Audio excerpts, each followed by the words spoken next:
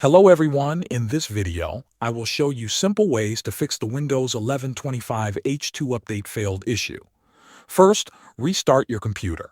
Many update problems are caused by temporary system errors.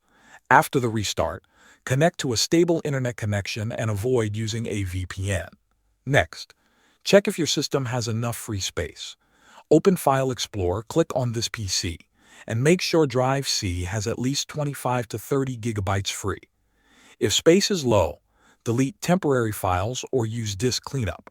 Now open Settings, go to Windows Update, and click on Check for Updates again. If it fails, stay in Settings and open Troubleshoot. Click on Other Troubleshooters, then run the Windows Update Troubleshooter. Let it complete and apply any fixes it suggests. If the update still fails, clear the update cache. Press the Windows key and type Services and press Enter.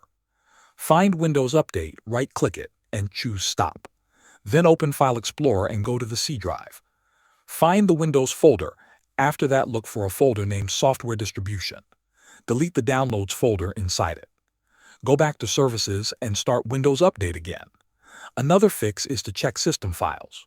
Right-click the Start button and open Windows Terminal as admin.